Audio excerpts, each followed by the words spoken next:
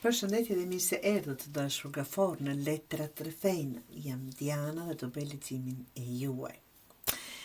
Të dashur gafor, me këto letra që kam hapur, që është 3 të monedhës, 2 të shpatës, mbreti i shkopive dhe 10 të shpatës, jep një mesazh që duket për gaforën kjo javë ku mund të përballeni me disa të vërteta ose situata që ju detyrojnë të mendoni më seriozisht gafur për një drejtim në jetën tuaj. Mund të ketë momente dyshimi, por gjithashtu edhe mundësi për të kuptuar me qartë se kush dhe çfarë meriton energjinë juaj. 3 të monedhës. Kjo letër tregon një lloj bashkëpunimi dhe punë me të tjerët. Këtë javë mund të shfaqet një situatë ku duhet të punoni se të merrni mendimin e dikujt tjetër për një çështje.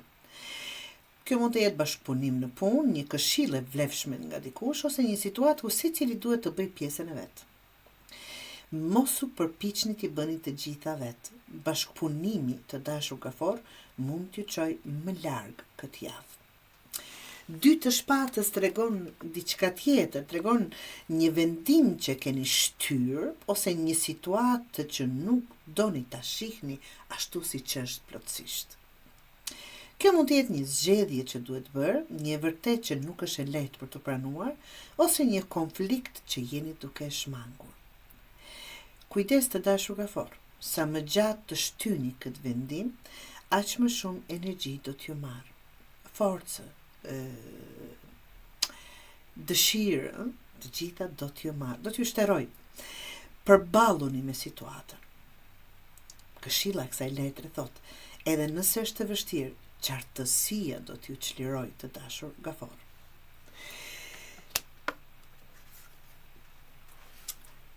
Mbreti i shkopive tregon strukturë, autoritet, mund të shfaqet edhe një situatë që lidhet me një person që ka pushtet ose përgjegjësi, mund të jetë një vendim serioz ose nevojën për të marrë kontroll mbi një situatë në jetën tuaj. Kur flasim diçka jeni duke anashkaluar, këtu po rimerrni kontrollin.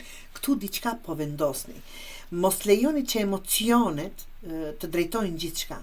Kjo javë kërkon vendime të forta dhe të qarta të dashur gafor. 10 të shpatës, edhe pse duket një letër kogja të shtrirë dhe mbi 10 të shpata mbi trupin e juaj, tregon më e keqja ka kaluar. Ai zhgënjim do ka përcej, një situatë që nuk funksionon më, ose një moment ku po kuptoni se diçka ka arritur fundin e saj dhe është fundi, por gjithsesi më e keqja ka kaluar. Edhe pse në një situatë mund të mbyllet, kjo hap rrugë për një fillim të ri dhe më të qartë. Pra, disa gjëra mund të përfundojnë ose të ndryshojnë, por kjo ndodh sepse është koha që ju të merrni kontrollin dhe të mos qëndroni më në situata që ju lodhin. Mos keni frikë nga përfundimet. Mos keni frikë të mbyllni një derë, cila do të qoftë ajo.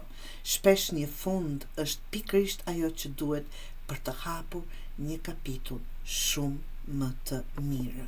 Të dashur gafor.